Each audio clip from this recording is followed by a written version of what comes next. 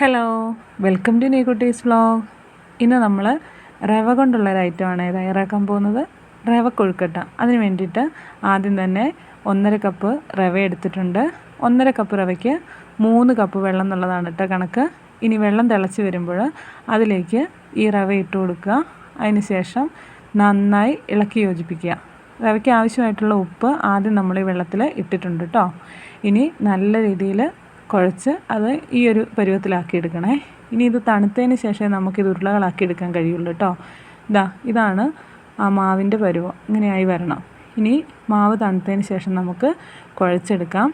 കുഴച്ച് ചെറിയ ചെറിയ ബോളുകളാക്കി മാറ്റുകയാണ് വേണ്ടത്.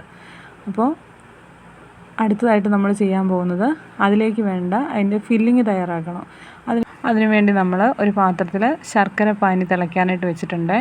ഇനി അതിലേക്ക് തേങ്ങ ചിരവിയതിട്ട് കൊടുത്തിട്ട് നല്ല രീതിയിൽ വറ്റിച്ചെടുക്കുകയാണ് കേട്ടോ ചെയ്യേണ്ടത്. അപ്പോഴേക്കും ഈ തേങ്ങയിലേക്ക് ആ ശർക്കരയുടെ മധുരം നല്ല രീതിയിൽ പിടിച്ച് തേങ്ങ നല്ല രീതിയിൽ വെന്ത് ഈ ഒരു പരുവത്തിലായി വരും. ഇനി നമുക്ക് റവ കുഴച്ച് വെച്ചിരിക്കുന്നതെടുത്ത് ഓരോ ഉരുളകളാക്കാം.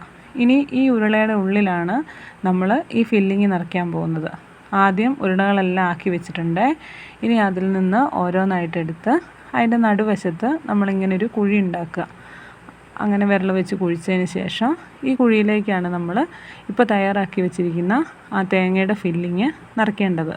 ഇങ്ങനെ നല്ല രീതിയിൽ പരത്തി ഇതുപോലെ കുഴിയാക്കിയ ശേഷം അതിലേക്ക് 1 സ്പൂണ് ഫില്ലിങ് വെച്ച് കൊടുക്കുക. ഇനി അത് 4 ഭാഗത്തുനിന്നും സാരി ഞൊറിയുന്ന പോലെ അങ്ങോട്ട് ഞൊറിഞ്ഞോളുക. അങ്ങനെ ഞൊറിഞ്ഞ് കൂട്ടിയെടുക്കുക. അതിന് ശേഷം കയ്യിലിട്ട് ഒന്നുകൂടി ഉരുട്ടി പഴയ രൂപത്തിലുള്ള ബോളുകളാക്കി മാറ്റുക. ഇതുപോലെയാണ് ചെയ്യേണ്ടത്. ഇനി ഈ ബോളുകൾ കൊണ്ടുപോയി പഴയ ബോളിൻ്റെ കൂടെ വെക്കരുത്. അങ്ങനെ എനിക്ക് അബദ്ധം പറ്റിയിട്ടുണ്ട് കേട്ടോ. അങ്ങനെ വെച്ച് കഴിഞ്ഞാൽ നമുക്ക് മധുരം വെച്ചത് ഏതാണ് മധുരം വെക്കാത്തത് ഏതാണെന്നുള്ളൊരു കൺഫ്യൂഷൻ വരും. ഇപ്പോൾ ഇതിൽ മുഴുവൻ മധുരം നിറച്ചതാണ്. ഇനി ഒരു ഇഡ്ഡലി പാത്രത്തിൻ്റെ തട്ടിലേക്ക് ഇവ നിരത്തി വെക്കുക.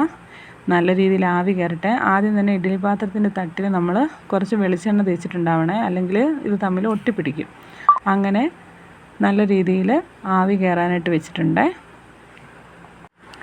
ഏകദേശം ഒരു 5-10 മിനിറ്റ് ആവി കയറി കഴിയുമ്പോൾ നമ്മുടെ കൊഴുക്കട്ട ഇവിടെ റെഡി ആയിട്ടുണ്ട്.